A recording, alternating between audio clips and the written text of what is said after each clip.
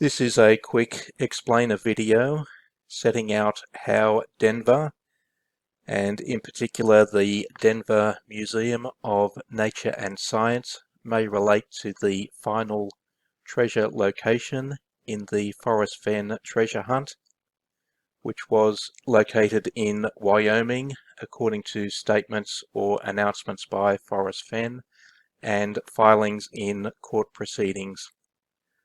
Firstly, if you believe 9 Mile Hole was the treasure location, you are probably wasting your time watching this video. This video also references a previous video of mine titled Good Mapping Fun in the Forrest Fenn Treasure Chase. You can find that video on my channel. That was recorded back in November 2021. This is the poem and the map from Forrest Fenn's book, Too Far to Walk.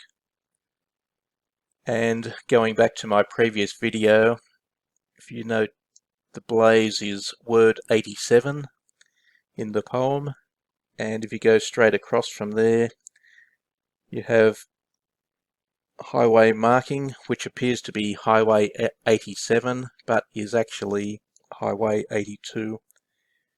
Using that as a marker for the blaze and rotating the map counterclockwise 90 degrees, you end up with this view.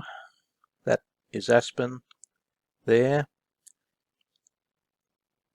And if the analogy is quickly down from there to meet the line of magnetic declination, you end up somewhere around here, which means that the state name Colorado in orientation is aligned to something like the postmarks in The Thrill of the Chase, and you end up with an area of interest, roughly that circle there.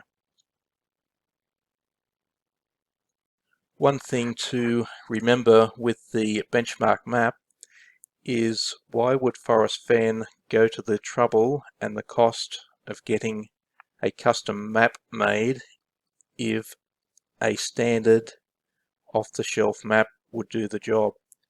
I believe the answer is in the lines of declination and running that 9-degree line through the sea, which seems unusual to me, as the line should probably be masked to make sure that the sea is properly represented. However, that may be an artistic choice by Forrest. The other advantage in formatting a custom map is that Forrest can then highlight certain roads and rivers and certain locations at his choosing. He can also make sure that other locations and features fade into the background. The references to the Denver Museum of Nature and Science arises in a number of contexts. Firstly, this is an extract from Douglas Preston's foreword to the Forrest Fenn book Once Upon a While. This posting is on mysteriouswritings.com.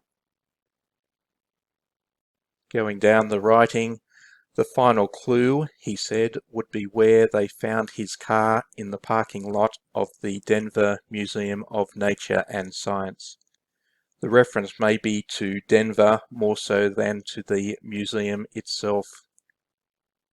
A further reference is to this image, which I believe was posted by Forrest Fenn on a Twitter account called YourLickY, YORLIKY. And in this image, the reference is to, with musical notation, Almost Heaven, which is the beginning of the song Country Roads by John Denver. The reference to Johnny Rich may allude to that as well. Another intriguing reference is on the Reddit thread Finding Fenn's Gold, which references the saying, "The treasure is not buried where you're going to find it," which seems rather odd, and perhaps that strange saying is referencing the fact that the treasure location will be found on the map from Too Far to Walk, but it will not be in Wyoming. That is, it will be in this section of the map, which may also substitute as a reference to the final treasure location, which from my previous videos are this location on Google Earth. That is the island area or isthmus, whichever is relevant, and the treasure should have been somewhere down in this location where the off-center star is. If you've watched my previous videos, the solution that I propose is a line from the eye of the needle near the summit of the Needle Mountain all the way to Death Gulch. That section there is in the mountains and is probably irrelevant because Forrest Fenn could probably not get to that location, which leaves the river bed or the alluvial basin down in this part here. And if you draw that line, you'll find it goes through this parcel of land here. And that is the blaze, which meets the line, and that should result in a location on that parcel of land. This is another illustration, or one I prepared earlier with other markup, which illustrates the parcel of land, and possibly that line there being prominent marks the Cache Creek Trail. Note also the star there, which represents Denver.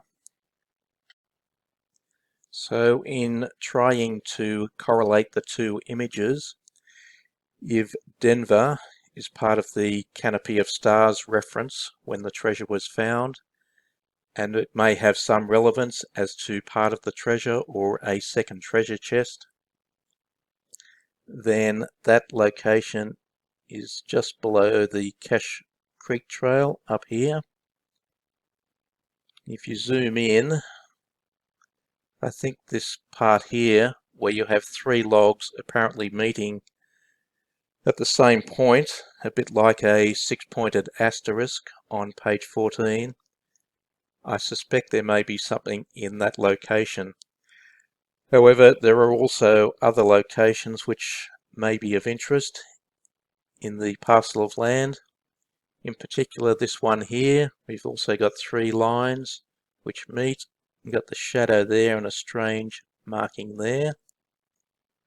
And you also have this piece down here which also has multiple logs meeting seemingly at the same point.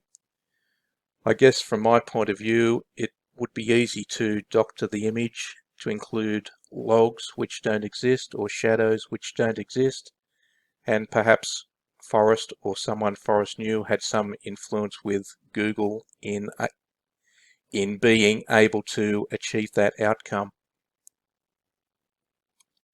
The apparent unusual reference to double omegas, possibly indicating two endings or something more to the ending, may be a reference to a second treasure chest, or at least parts of the treasure which may be represented by bells or jars.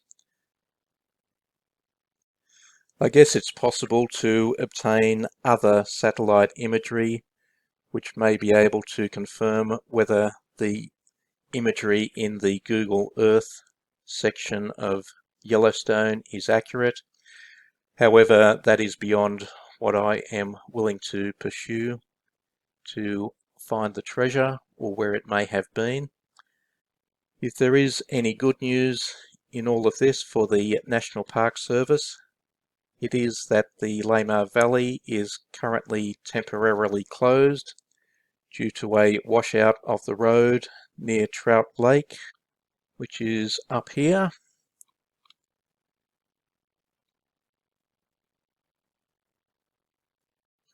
So if there is any truth to the apparent indication of a second treasure location or a second treasure or part of the treasure, the National Park Service certainly has a jump on everyone else.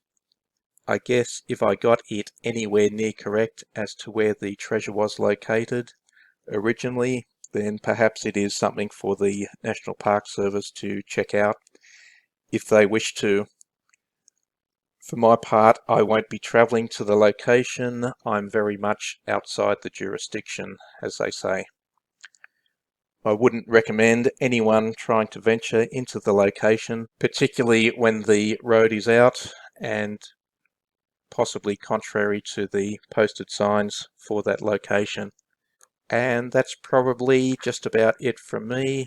I doubt I will be doing too much more on the Forrest Fenn treasure. Please stay safe and take care.